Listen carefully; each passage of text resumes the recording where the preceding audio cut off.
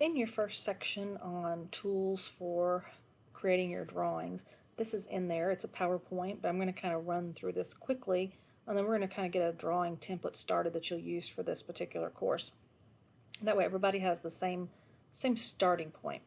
So since we're going to be using AutoCAD to do some of the basic drawing work, because most of you have at least used AutoCAD, you haven't necessarily used Revit at this point.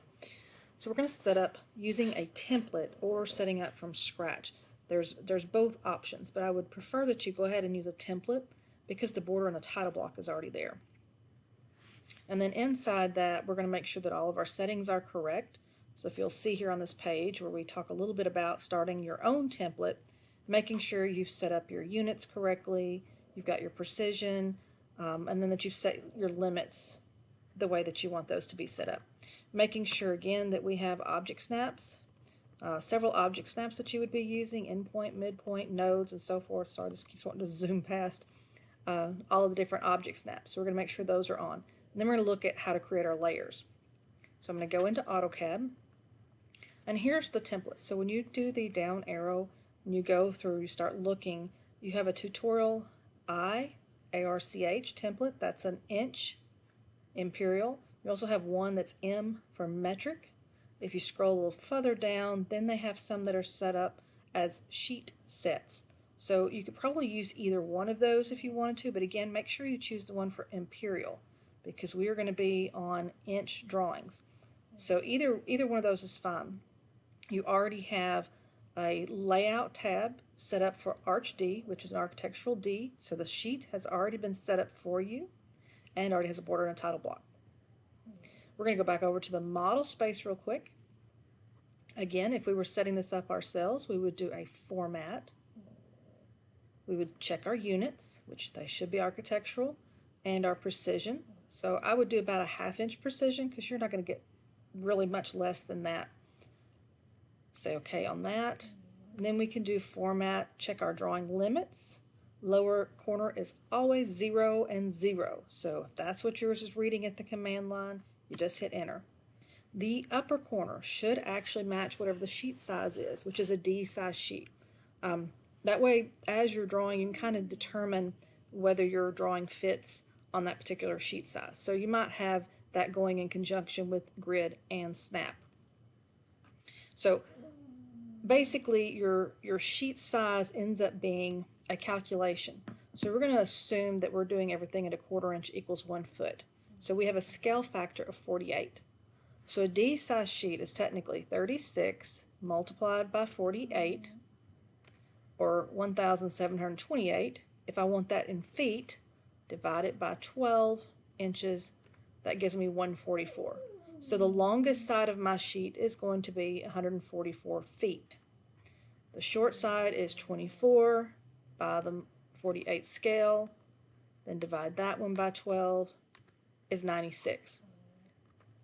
So I'm going to answer this with 144 feet, comma, 96 feet as my limits. And I'm going to go ahead and do a grid and snap setting. I'm not going to turn anything but the grid on just so you can see. I don't want it going beyond my limits. And my spacing I'm going to put in for every foot just so that you can see that easy enough. Say OK. Really large, so I'm going to do a zoom all, and there's my drawing format. This is the allowable space that I have. So if I start drawing a house and I say, or a building, whatever it is, that it's going to be 60 feet long and 30 feet deep, just a basic rectangle, you know it's going to fit inside those drawing limits. And so that's kind of your goal, to use the limits and the grid together to kind of make sure you're in your space. Then I could turn the grid off. I don't really need that anymore. Once we have that, we're going to start looking at your layers. So there's a whole listing here in this PowerPoint for you on layers. The A is always standing for something in architectural. So there could be C's for civil information, S for structural information. We're not going to use near as many as what you see listed here. We will use the annotation for notes. Those are going to be things that we will add in our border and title block or as general notes. That's how I would use those. So you may create one that's A and O note, white, continuous. So if I were in AutoCAD, I do my layer properties, create a new layer, capital A-A-N-N-O-N-O-T-S. There's one. If we're doing casework, so we could do that. The reason they have one that's just case and one that's above is anything above the cutting plane line. A floor plan is a section view from 3 foot down, or 4 foot down, I'm sorry. Anything above that would be in a hidden line. So they do 2 layers. I typically do not do 2 layers. I will use 1 layer, and then as I draw the upper cabinets in, I just change their line type by themselves. Save yourself a little headache in trying to research all of these layers. So I would go back in, I'll create another new one. This one is going to be A cabinets. That's what those are for. And I can change the color on that if I would like. I'll just keep going down through here. You decide which ones you need. We're not doing ceiling drawings right now, so you can kind of leave that out. You do have doors. We're not doing any demolitions, so basically you just need a door. So what they have is A and door is what we're going to use. So again, back to AutoCAD, a new layer, A, door. Now, if I'm doing 2 floors, so if I have a first floor and a second floor, or a first floor and a basement, a lot of times what I may do is go in before that and put in floor 1 so that I know which floor those doors are going to be on. So if I have 2 floors, then I would have 2 layers, one for A floor 1, one for A floor 2, and I would separate those. Because what we do is we stack our drawing. So just like it would be built, you have the ground, you have the foundation, you have your floor, you have your walls, you have your ceiling, you have your roof. Everything is drawn in that vertical order. So we don't have things laying out side by side. It's always stacked. So A floor 1 doors are underneath A floor 2 doors. So you want to make sure that they're aligned. They may not be in the same location on the plan, granted, but you want to make sure that you're able to turn those on and off. So anyway, we'll go through this, select which ones you feel would be important. So walls, same thing, we're going to add walls. So again, if I had 2 floors, I'd say A floor 1 wall, and I'd have an A floor 2 wall. So for everything, if I had 2 floors, just add that. So I'd already done limits. Now for dimension style, I set the dimension style up in another video, so I don't necessarily have to do that here, but I can do that pretty quickly for you. Same thing with leader. So you're going to be using a lot of formatted dimensions. So I'll go ahead and do this. I'll just select that one as my current layer and get out of my layers. On your dimension style, here's your dimension style to change it and your leader style to change it. Select my dimension style, go new. I like to rename mine, and it is, well, I say architectural in this case, since I'm not doing something in just inches, and whatever my scale is. So that was that 48 that I was using, because I may have 3 or 4 different scales in this one particular file, so I need to have all of those separated. I'll change make sure I have my extension lines, my gaps, all that information changed. Now my drawing precision is not as low as what I'm setting here. Just want to make sure that all of these numbers really are set up correctly. We're doing architectural tick. Text height should be 1/8 of an inch. We're doing them aligned, and we have them above the dimension line. Our fit, we're going to change that to 48. And then our units need to be architectural. And our precision, we're going to go with 0, 0. We want to make sure that we don't have any 0 feet showing, but we can have the 0 inches. So once I have this set, say OK. We're going to set that to current. Close that. And we'll do a leader style. I'll do the same thing. I'll create a new one. I'll call it Architectural 48. Make sure that everything is 1/8 of an inch. We do use closed field. Leader structure, I have 2 points. My landing only needs to be about 1/8 of an inch. And my scale needs to be that 48. And then my content, my text height only needs to be 1/8 of an inch. And this kind of my attachment, I tend to change the attachment to be the top of the line. Or it could be the bottom of the line. Either one of those. But as long as it's listed with the end of the line. Say OK. Set current. And close. So now if I have to go in and add a leader, this is my note, you can see the font. You can see the arrows. And it'll actually pull up correctly on the scaled version of the drawing in your model space.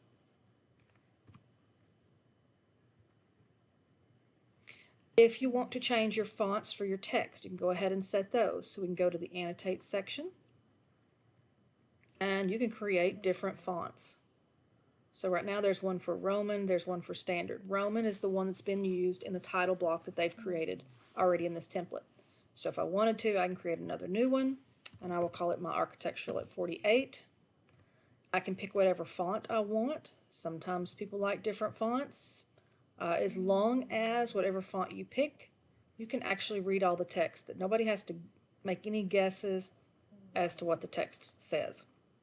You could go ahead and set the height if you wanted to. Here, if you do set the height, you've got to take into account everything has to be larger to see it in your drawing. Then when it's plotted to scale, it will all come back down. So if you need an 1/8 inch text on your plot sheet, you need to multiply that by 48 to actually get the true text height, which is roughly 6 inches. And you may have multiple text heights. So you may want to leave that at 0.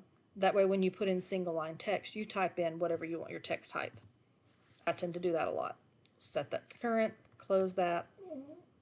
So if I go in and do single line text, I'm going to pick my justification, pick under my drawing. I want it to be 12-inch text height, and this is my first floor plan.